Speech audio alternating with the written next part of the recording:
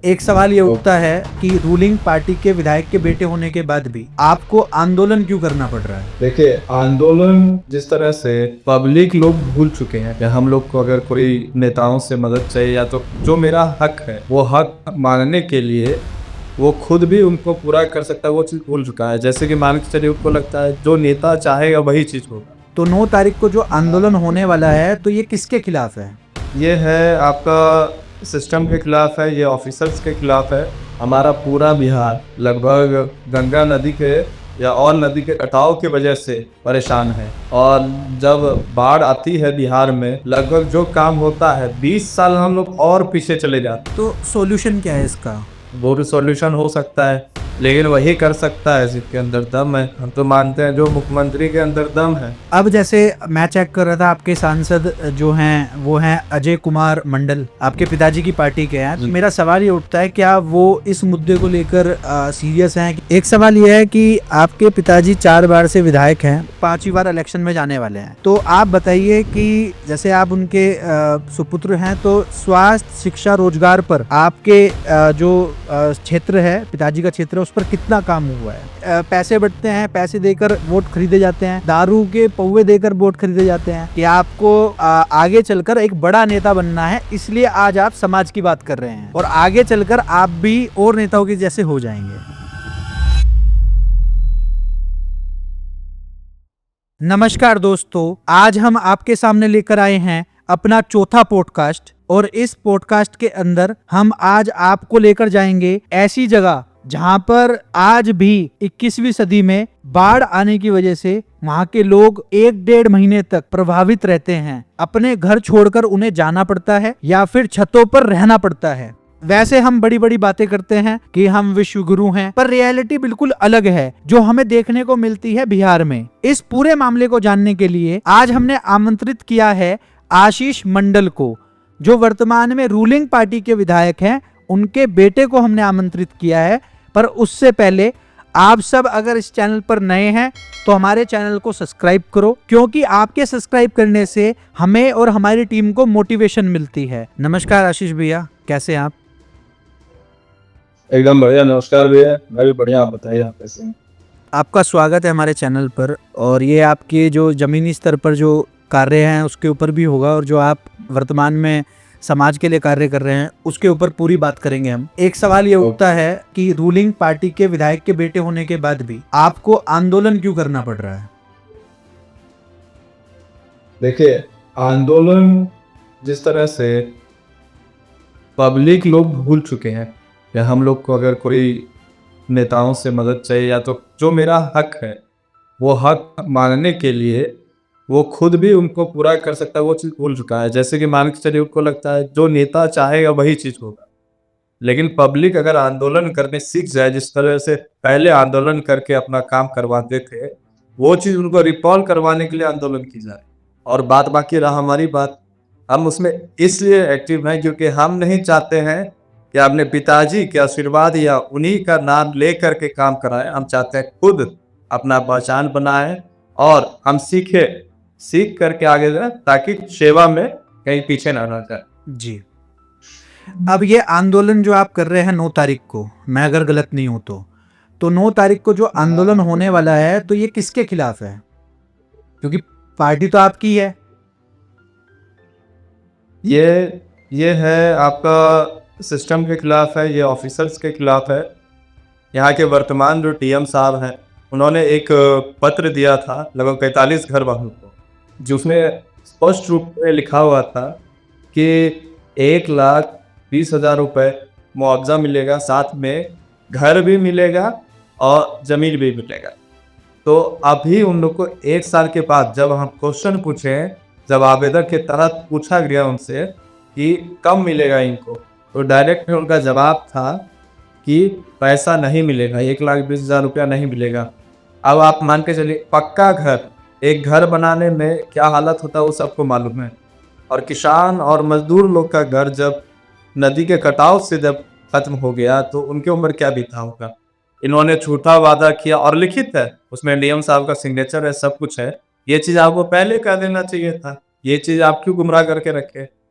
और उसके बाद क्या, चलिए मुआवजा नहीं मिलेगा, पैसा नहीं मिलेगा, कम से कम जमीन और साथ साथ में आप घर दीजिए। उनका भी कहना है अभी तक ऊपर से आदेश या आवंटन नहीं आया, नहीं मिलेगा। तो इसी के अगेंस्ट में हम लोग आंदोलन दे रहे हैं, प्रशासन के अगेंस्ट में दे रहे हैं, पदाधिकारी के अगेंस्ट में। जब तक वो हमें लिखित और वो डेट नहीं बताएंगे जब से इन लोग को या मुआवजा या घर या जमीन मिलना चालू हुआ, तब तक हम लोग आंदोलन से नहीं होंगे। जी, तो ये पूरा जो आंदोलन हो रहा है इसके पीछे मेन कारण जो आपने बताया, तो जो लोगों के घर गए हैं पानी में, ये पूरा मैटर क्या है, एक बार लोगों को बताइए, लोग समझे कि पूरा मैटर क्या है, क्यों आंदोलन हो रहा है। आपको शायद मालूम होगा, हमारा पूरा बिहार जी लगभग गंगा नदी के या और नदी के कटाव की वजह से परेशान है। और जब बाढ़ आती है बिहार में, लगभग जो काम होता है 20 साल हम लोग और पीछे चले जाते हैं। जो रोड हमारी बनती है वो टूट जाता है, खत्म हो जाता है। जो बिल्डिंग जो घर लोग बनाते हैं वो भी लगभग खत्म हो जाता है। तो हम लोग फिर 20 साल पीछे चले जाते हैं। तो बात है यहाँ पे किसान और मजदूर का, तो भागलपुर अंतर्गत मासारू गांव में, जो नाथनगर विधानसभा के अंतर्गत आता है, वहां पर जब कटाव हुई, लगभग उन किसान और गरीब मजदूरों का घर कटा है। कोई अमीर का घर नहीं कटा है, जो कि उनके पास पैसा है बना लेगा दूसरा। वो अभी भी 1 साल से दूसरे के घर के सामने जो सरकार के द्वारा पन्नित दिया जाता है, उनके नीचे वो लोग रह रहे हैं। सोचिए, पक्का घर से वो लोग पन्नित के नीचे आ गए तो उनका क्या स्थिति होगा।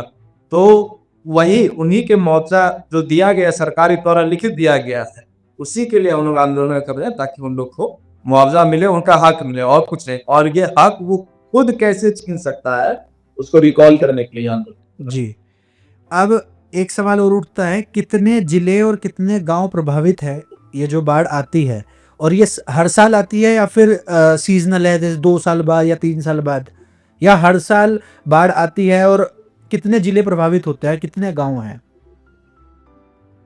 देखिए, बाढ़ तो हर साल आती है, और मान के चलिए कभी होता है या तो कुछ जगह कटा, और लेकिन जो 2 साल 3 साल के अंतराल में जब बाढ़ आती है तो भयंकर बाढ़ आती है। उसमें कई हजारों लाखों घर, समझिए हजारों को मान के चलिए, वो कटेगा ही कटेगा, खत्म होगा ही होगा। तो लगभग आपको आधा से अधिक, लगभग बिहार मान के चलिए इस बाढ़ के चपेट में आती है। पटना आपका मान के चलिए, पटना सिटी है, वहाँ पे आप जब पटना हमारा राजधानी डूब जाता है बाढ़ की वजह से, आपका उधर से चारों तरफ ले लीजिए, जाने का सब रास्ता बंद। तो सोचिए क्या हाल होता होगा बिहार। तो सॉल्यूशन क्या है इसका, डैम सॉल्यूशन है या फिर जो नदी है उसको डाइवर्ट करना सॉल्यूशन है, तो मतलब बिहार ना डूबे हर साल, इसका सॉल्यूशन क्या देखते हैं आप।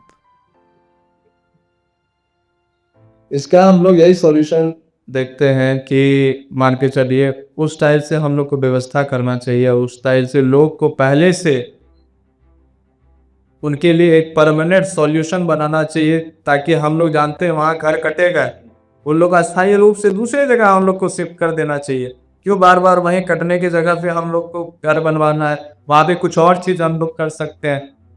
जो चीज़ हम लोग दूसरे जगह पे हम लोग का है सरकारी ज़मीन, वहाँ पे उन लोग को फंसवा दिया जाए, जो उनका ज़मीन है वो सरकार हायर करे, और वहाँ पे कुछ अच्छा रोजगार, जैसे मान के चलिए पूरा बिहार में अभी चल रहा है, मरीन ड्राइव पटना में है, उसी टाइप का एक प्रोजेक्ट चल रहा है गंगा नदी के बगल से।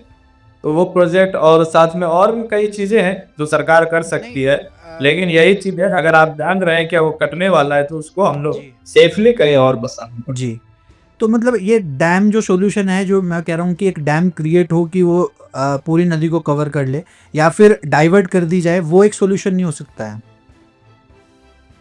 वो भी सॉल्यूशन हो सकता है, लेकिन वही कर सकता है जिसके अंदर दम है। हम तो मानते हैं जो मुख्यमंत्री के अंदर दम है, एक साथ जब पानी घुसता है उसके वजह से अधिक बाढ़, तो हम लोग का मानना है कि उसमें अगर कुछ ना कुछ सुधार किया जाए तो बिहार डूबने से कुछ ना कुछ बचेगा।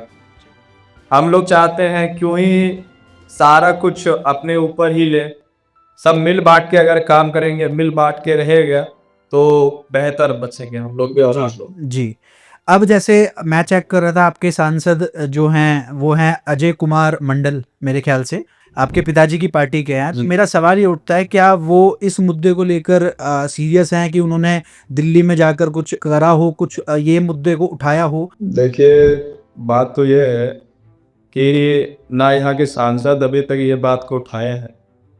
वो तो हम चाहते हैं पहले आप अपना जिला को बचाइए, जिला के लिए आप आवाज़ उठाइए, उसके बाद आप पूरे बिहार के लिए उठाइए।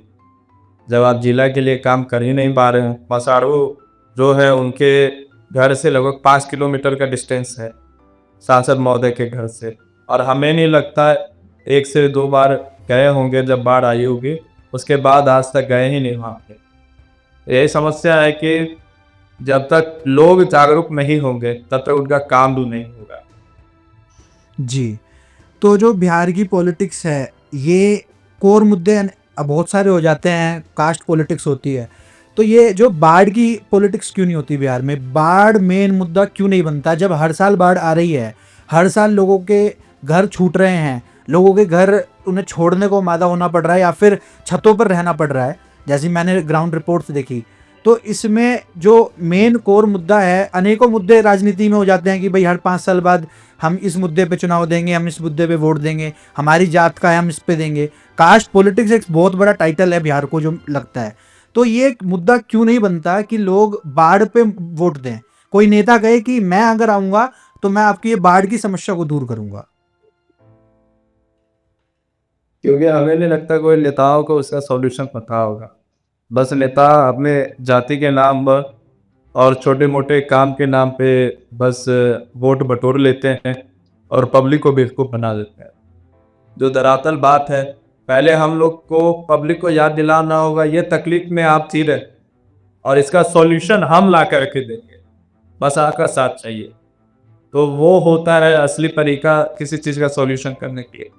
क्योंकि पब्लिक भी भूल चुका है कि अब, क्योंकि पब्लिक को आदत हो चुका है, उनके परदादा मान के चलिए, फिर दादा, उनके पिताजी, फिर उसके बाद वो खुद अभी उस चीज़ में है, तो उनका यही हाल हो गया कि मेरे पूर्वज ही जब बाढ़ में थे तो हम भी अभी बाढ़ में ही हैं, तो उसको क्यों नहीं सुधार कर सकते। तो मेरा सोच है पहले पब्लिक को हम लोग जागरूक करते हैं, ये चीज़ हो सकता है अगर हम चाहेंगे, क्यों नहीं, कुछ भी पॉसिबल हो सकता है अगर हम चाह लें। तो इसमें विशेष रूप से यहाँ के सांसद, एमएलए, ये सब जाति हो या धर्म हो या तो छोटे मोटे लोकल राजनीतिक हो, उसी में चुनाव जीतना और हारना इनको है। और बिहार लेवल का जो होता है वो सोचना ये लोग का बस का बात नहीं। जी। अब जैसे हम देख रहे हैं हम 21वीं सदी में हैं और हम बड़ी बड़ी बातें करते हैं कि हम आज इतने ट्रिलियन की इकोनॉमी हो गए हैं, और एक प्रदेश है देश के अंदर बिहार, हर साल बाढ़ आ रही है, ऐसे आप उस क्षेत्र से प्रभावित हैं। तो अब एक सवाल ये उठता है कि 21वीं सदी में जहाँ पर बड़ी बड़ी बातें सेंटर से लेके सब जगह की जाती है, और आपकी जो मैं बायो देख रहा था उसमें लिखा भी हुआ था कि बिहार को एक स्पेशल राज्य का दर्जा मिले, तो विशेष राज्य का। विशेष राज्य का दर्जा। तो मतलब अब समझना ये है कि जो आपकी जो मूल समस्या हैं वो राजनेताओं तक पहुंचती हैं, उसको राजनेता इग्नोर कर रहे हैं, या राजनेताओं तक वो बात जा ही नहीं रही है? क्योंकि बाढ़ आ रही है तो उनको पता है। तो मेन क्वेश्चन ये उठता है यहाँ पर कि क्या नेता वो करना नहीं चाहते, मोटिव नहीं है, या फिर करना चाहते हैं उनके पास संसाधन नहीं है? एक्चुअल में अगर हम खुल के आपको कहे, जी। क्योंकि इसमें हो सकता है कि आने वाले समय में मौक नेता मेरे पीछे लग जाए, बहुत तरह के लोग लग जाए, लेकिन मेरा एक खुल के है क्योंकि अभी मेरा शुरुआत है और हम चाहते हैं जो भी सुन रहे हो स्पष्ट रूप पे इस पे ध्यान दें कि नेता करना ही नहीं चाहता, इसका सॉल्यूशन लाना ही नहीं चाहता है। ये बहुत बड़ा स्कैम होने लगता है क्योंकि नदी के अंदर कोई भी फंड अगर जाता है, मान के चलिए घर बनाए, मार के चलिए बाढ़ से या तो नदी कटाव से बचने के लिए बांध बनाया गया या तो बोरा का काम किया गया, तो कुछ भी काम किया गया वो जब नदी में घुस जाता है उसका कुछ आता होता है। सबसे ज़्यादा हमको लगता है पैसे का स्कैम इसी से होता है, इसलिए नेता इस पर ध्यान ही नहीं देता। लेकिन आने वाले समय में हम लोग शांत नहीं बैठने वाले, चाहे हम बने या ना बने, वो तो हमारे पब्लिक और हमारे कर्म के ऊपर है, लेकिन हमेशा ये ध्यान देते रहेंगे। सबसे बड़ी समस्या है बाढ़ की, तो इस पे विशेष रूप से ध्यान दिया जाए। जी। बिहार का स्कैम है वही बाढ़। बाढ़ के वजह से बहुत लोग पैसा कमाते हैं, इसलिए नेता लोग ध्यान नहीं देते। जी। अब एक बिहार में एक बड़ा ही वर्तमान में वायरल मुद्दा है इलेक्शन कमीशन को लेकर। इलेक्शन कमीशन वर्तमान में एक चीज़ लॉन्च कर रहा है। आप जैसे राजनीति से जुड़े हुए हैं तो आपको पता होगा वो क्या पॉलिसी लॉन्च करी है, तो आपका उसके ऊपर क्या मानना है? क्या उससे समस्याएं आएंगी? एकदम होगी इस पे। मतलब हमें लग रहा है यहाँ पे तेजस्वी यादव और सभी पार्टी लोग जब विरोध हुआ था, अपोजिशन पार्टी से विरोध हुआ था, उनके पहले हमने खुद विरोध कर दिया था इस चीज़ का। या अभी तक क्यों नहीं विरोध किया गया है? इस पे कोई अमीर आदमी इस पे उनको कोई फर्क पड़ने वाला नहीं। उनके पास सभी लोग पहुंच के उनका सारा काम करवाते। बात है गरीबों का। गरीब का अगर वोटिंग देने का भी हक छीना गया तब क्या ही फायदा है? कम से कम उसको वोटिंग देने का। और ये इलेक्शन कमीशन को यही करना था तो पहले करते। मात्र 2 महीने के बाद 3 महीने के बाद यहाँ चुनाव होने वाला है, नवंबर के समय चुनाव होने वाला है। इस समय उनको ये चीज़ करना ही नहीं चाहिए था, और यही चीज़ था। तो आपका एमपी का सांसद का चुनाव हुआ, उस समय भी आपको मालूम चलना चाहिए था क्या वो गलत किया है। वहाँ पर भी तो गलत वोटिंग हुआ है, उसका भी आप री इलेक्शन करवाइए। जी। गलत है। हम किसी पार्टी विशेष को नहीं कर रहे हैं, जो सरकार में पक्ष या विपक्ष का बात नहीं कर रहे हैं, ये न्याय का बात कर रहे हैं। ये गलत है मतलब गलत है। इलेक्शन कमीशन के द्वारा ये गलत किया गया है मतलब गलत किया गया है। इलेक्शन कमीशन कह रही है कि एक सर्टिफिकेट दिखाओ, जन्म प्रमाण पत्र। तो वो जन्म प्रमाण पत्र लोगों के पास क्या ग्राउंड धरातल पर हैं? लोगों के पास हैं, सबके पास हैं जो गरीब हैं? बिल्कुल नहीं है। आपको पहली बात तो ये कह रहे हैं मेरा बिहार, या तो जो युवक है या तो जो युवा है या तो जो भी लोग हैं, या तो टॉप ग्रेड का ही होता है पढ़ने लिखने में, या तो सबसे लो ही होता है। मीडियम वाला बहुत कम लोग होते हैं, और लगभग लो ग्रेड से लोग हैं जो पढ़ाई लिखाई में पीछे हैं। उनके पास पेपर तो है नहीं। अगर पढ़ भी लिख लिए पेपर भी है तो आपको अभी शायद आप आपसे क्वेश्चन पूछे थे बाढ़, तो कितनों का घर डूब गया है, कितनों का पेपर, वो घर बचाएगा या पेपर बचाएगा? वही समस्या है। अभी तो बाढ़ समझिए घुस रहा है, अभी घुसने वाला है बाढ़। अभी पानी हम लोग का बढ़ते जा रहा है। ये कब से कब तक चला से वो घर बचाएंगे, पेपर जमा करेंगे। ये बाढ़ जो घरों में घुसता है, कब तक पानी रहता है? कितने महीने के लिए रहता है साल में? ये मान के चलिए लगभग 1 महीना कंटिन्यूस रह ही जाता है। 1 महीना से कम नहीं रहेगा। और मतलब मान के चलिए ऊंचा जगह पे, और जब धरातल, जब खेत में जब बासा होता है, दीरा होता है, ग्रामीण एरिया होता है, वहाँ 1 महीना से ऊपर। और जो कट गया, जो खत्म हो गया, वो खत्म ही हो गया। अब सोचिए वो घर बचाएगा या तो सामान बचाएगा, वो पहले अपना पेपर बचाएगा या जा करके वहाँ जमा करेगा इलेक्शन कमीशन को? नहीं, हम वोट देने लायक है। एक तो बिहार में वोट लोग देता नहीं है क्योंकि उन्हें उम्मीद ही नहीं है क्या मेरे वोट का कुछ महत्व है। महत्व उनको पता ही नहीं है। और जो वर्तमान में उनके विधायक है, जनप्रतिनिधि हैं, उनके लिए काम करते ही नहीं है, तो बुनवा कहाँ से देंगे? ऊपर से इतना कुछ और कर दिया है। एक सवाल यह है कि आपके पिताजी 4 बार से विधायक हैं, 5वीं बार इलेक्शन में जाने वाले हैं, तो आप बताइए कि जैसे आप उनके सुपुत्र हैं, तो स्वास्थ्य, शिक्षा, रोजगार पर आपके जो क्षेत्र है, पिताजी का क्षेत्र है, उस पर कितना काम हुआ है? देखिए, स्वास्थ्य है, जहाँ के वो विधायक है, हम आपसे झूठ नहीं कहेंगे। वहाँ पे जो सरकारी अस्पताल है वो तो है ही, वहाँ पे ट्रीटमेंट उस हिसाब से नहीं होता है। हम लोग का जिला में होता है ट्रीटमेंट, तो जिला पे स्वास्थ्य पे अगर कोई भी पेशेंट कगोछिया से ट्रांसफ़र होकर के आ गए यहाँ पर भागलपुर, तो विशेष उन पे ध्यान दिया जाता है, चाहे वो कोई भी जगह का। फिर शिक्षा का पात्र है, शिक्षा में लगभग हमारा एरिया फ्लड में आ जाता है, क्योंकि कोसी एक तरफ से होता है और गंगा एक तरफ से हम लोग का, तो बीच में हम लोग का विधानसभा है, गोपालपुर विधानसभा है। तो कई स्कूल बंद हो जाते हैं और कई स्कूल को फिर से तैयार करना होता है, कई स्कूल टूट भी जाता है, तो इसमें कहीं ना कहीं शिक्षा पे भी इफेक्ट होता है। कुछ पेपर्स वगैरह खो जाते हैं, गंगा में बह जाता है, ये सब चीज में, तो उसका परमानेंट सॉल्यूशन तो मिला नहीं, लेकिन हम लोग फिर से उसको धरातल पे उसी तरह से ला देते हैं। शिक्षा में भी है, सरकारी स्कूल पे कई बच्चे हमारे तरफ से पढ़ रहे हैं जी। और क्या पूछे थे? रोजगार, रोजगार जो को रोजगार पे सच बताएंगे, मेरे पिताजी की तरफ से अभी कोई काम नहीं हुआ है। रोजगार पे स्वास्थ्य शिक्षा पे हो रहा है, रोजगार पे नहीं हुआ है, क्योंकि हम लोग का एरिया धीरे धीरे कंट्रोल हुआ है। वहाँ पे हम खुद प्रयास किए थे जब हम देहरादून से बाहर से आए थे, रोजगार वहाँ पे खुलवाने के लिए कई हम लोग बाहर के दिल्ली के कई इंडस्ट्रीज वगैरह से बात किया, लेकिन वहाँ पे अभी भी लोग डरते हैं नगुच्छा में रहने से, नगुच्छा में रोजगार करने से, लेकिन वो सब कम हो चुका है। अब लोग को हम शिक्षित करते हैं और लोग को बताते हैं कि आप वोट देना थे, लेकिन आपके विधायक जो वर्तमान विधायक वही आप लाभ लीजिए और 5 साल के बाद फिर चुनाव में खड़े होइए और उनके अगेंस्ट में लड़िए।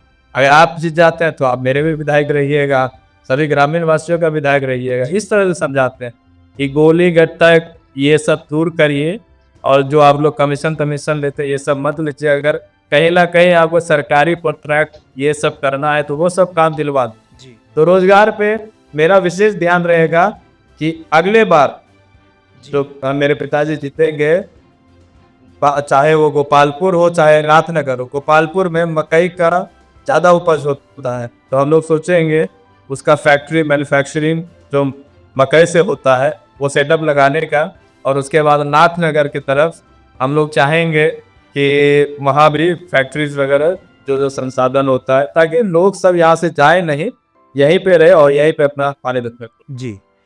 अब एक चीज और पूछनी है मेरे को कि ये जो बिहार की पॉलिटिक्स है, कास्ट के हिसाब से, कास्ट के पूरी कास्ट पॉलिटिक्स है, जाति के हिसाब से पॉलिटिक्स है, भाई मेरी जात का है मैं इसको वोट दूंगा, इसको धरातल पर लोगों को कैसे समझाएं कि ये जो 3 मेन कोर मुद्दे हैं, स्वास्थ्य, शिक्षा, रोजगार, ये 3 मुद्दे पर कैसे कन्वर्ट हो? क्योंकि ऐसा होना चाहिए हर एक नेता को, भाई मैं रोजगार इतना दूंगा, दूसरा नेता कहें ये इतना देगा तो मैं इतना दूंगा, इस पर बात होनी चाहिए। पर इस पर आपको बिहार में भी नहीं दिखती और ना पूरे देश में दिखती। पूरे देश में केवल जाति पर और धर्म पे राजनीति लड़ी जाती है। तो बिहार में ऐसा क्या हो? और आप भी देखते होंगे कि लोग 100 रुपये पैसे बटते हैं, पैसे देकर वोट खरीदे जाते हैं, दारू के पौवे देकर वोट खरीदे जाते हैं। तो ये कब चेंज होगा, कब माइंडसेट चेंज होगा ये लोगों का? जब हमारे जैसे युवा बैठने लगेंगे ना विधानसभा या संसद में, तब जरूर बदलेगा। और हमारा यही सोच है कि शुरुआत से हम चाह रहे हैं पक्ष और विपक्ष इस तरह से 20 साल पहले मिलकर के काम करते थे, काम में त्रुटि ढूंढा जाता था, जो काम होती थी ये आप काम गलत किए हैं उसको सुधार कीजिए, ये नहीं क्या आपके पिताजी आपके दादाजी ये चोर थे, वो किए ऐसे किए, वो सब बहस नहीं होता था। पहले काम का बहस होता था। जितना भी हम मान के चलते हैं, एक तरह से एग्जाम्पल देते हैं, 50 करोड़ का काम हुआ है तो उस पर बहस होती थी। आप तो मान के चलिए 50 करोड़ का काम हो ना हो उससे मतलब नहीं, आपके पिताजी पहले क्या किए थे, आपके ये चोर है, आपके वो चोर है, ये भ्रष्टाचार है, वो है, यही मुद्दा बस विधानसभा या सांसद पे यही सब चलते रहता है। जब हम जैसे युवा साथी आएगा तो वहां पे रोक लगाएंगे, बोलेंगे जाइए मेरे पिताजी से पूछिएगा, हमसे मत पूछिए, हमसे पूछिए यार क्या काम कर रहे हैं जी, और जो काम कर रहे हैं उसके विषय में चर्चा कीजिए, मेरे पिताजी के विषय में हम नहीं सुनेंगे, जाकर उन्हीं से पूछिए। जो बहुत बढ़िया। आपसे एक और सवाल है और हम रैप अप करेंगे ऑलमोस्ट इसको। और एक सवाल ये है कि जैसे आप एक विधायक के बेटे हैं, हमारे यहाँ पर अगर एक पार्षद का बेटा हो तो वो अपने आप को प्रधानमंत्री से कम नहीं समझता है। आप बिल्कुल ग्राउंड से जुड़े हुए हैं, यह हमारी पूरी वार्ता से हमें पता चला। और आपके ऊपर कुछ आरोप लग सकते हैं फ्यूचर में, और शायद लगते भी आते होंगे, कि आप एक पॉलिटिकल मोटिवेटेड हैं, कि आपको आगे चलकर एक बड़ा नेता बनना है, इसलिए आज आप समाज की बात कर रहे हैं और आगे चलकर आप भी और नेताओं के जैसे हो जाएंगे। बात है क्या भैया, आपको हम बता रहे हैं, मेरा स्कूलिंग हुआ है देहरादून में, 4th से लेकर के 12th तक हम बोर्डिंग स्कूल के बच्चे हैं। तो वहाँ पे फील हुआ जब बिहार से कोई लोग जाता है, जैसे कि हम लोग का बात करने का तरीका है, मैं बाहर उतर है लेकिन हम लोग यहाँ बोलते हैं, उसी से मालूम चल जाता बिहारी है। तो वहाँ पे बिहारी को एक काली शब्द में डिनोट किया जाता था बाहर। और कुछ ना कुछ कारण भी होगा, कुछ ना कुछ कारण होगा, जो क्या बिना कारण का कोई लोग तो बेवकूफ़ नहीं है, गाली गलौज करते रहेगा। तो हम वो फील किए हैं कि बिहार को काली के रूप में दिया जाता है। तो उस समय मेरा कोई मोटिव नहीं था यहाँ पे आकर के राजनीति करना। मेरा बस एक मोटिव था, हमें बिजनेसमैन बनना है, बिजनेस करना है और जहाँ तक आगे बढ़ना है बढ़ते जा। जब पिताजी है ही विधायक तो हमको क्या ही लेना देना उससे, हमको तो अपना बिजनेस करना है, अपना रहना है। तो बात यही है क्या उस समय का जो महसूस हम किए हैं, 4th से लेकर के 12th तक जो हम गाली सुने हैं बाहर में, वो हमें बार बार रिपीट करता है कि बिहार को अगर हम एक आदमी को भी बदल देंगे ना, हमारे लिए बहुत महत्व का बात है। अभी तो एक क्या, आपको लग रहा है कई लोगों को बदल चुके हैं और कई लोग हमसे प्रभावित हैं, कई लोग खुश हैं।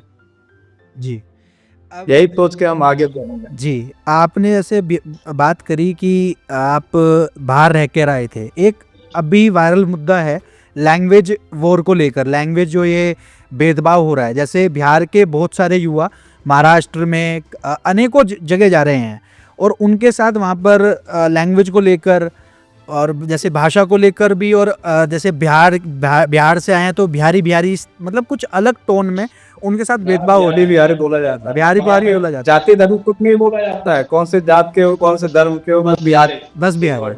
तो ये आप किस तरीके से देखते हैं कि आने वाले समय में बिहार लोगों को नौकरियां दे? ऐसा हमें वो दिन कब दिखेगा कि बिहार के अंदर इंडस्ट्रीज आए, बिहार के अंदर रोजगार उत्पन्न हो और दूसरे लोग महाराष्ट्र से, उत्तर प्रदेश से, सब बिहार के अंदर लोग आए? यही मेरा मानना है कि मान के चलिए जिस तरह से अभी भोजपुरी इंडस्ट्री देख रहे छा गया है सब जगह, उसी तरह से बिहारी लैंग्वेज भी छा जाएगा और ज़्यादा नहीं, ये 10 साल के अंदर होगा। यहाँ का जो बदलाव है, जैसे हम युवा है और भी कई हमारे साथी हैं और भी कई हम नेताओं से मिले हैं, जो उनका सोच है, वो सोच को देखते हुए हमें यही लग रहा है कि लोग बिहारी बोलने के लिए सीखना चाहेगा, इंस्पायर्ड होगा कि हाँ कोई बिहारी हमारे यहाँ काम कर रहा है तो उनको इज्जत देना चाहिए। और वो चीज़ हम लोग 10 साल के अंदर कर देंगे, हमें पूर्ण विश्वास है। आप कर देंगे, बट जो अभी भेदभाव हो रहा है उसके ऊपर आप क्या बोलना चाहेंगे? अभी भेदभाव हो रहा है, बस यही जानिए कि आप भी इंसान है, आप भी इंसान है और सबसे पहला इंसानियत होना चाहिए। जाति धर्म और लैंग्वेज ये सब रखा रह जाएगा इस दुनिया में। जब आप जाइएगा, अगर बिहार के हमें आपको बचाते, हम भी आपके पास जाएंगे और आप भी मेरे पास आइएगा, उससे अधिक कुछ नहीं होगा। जी, अब इसको रैप अप करते हैं हम। और आपने हर एक प्रश्न का बड़े ही बेबाकी से जवाब दिया। आपके जैसे नेताओं की हमारे देश को जरूरत है। धन्यवाद आपका। बहुत बहुत धन्यवाद भैया आपको। जी धन्यवाद।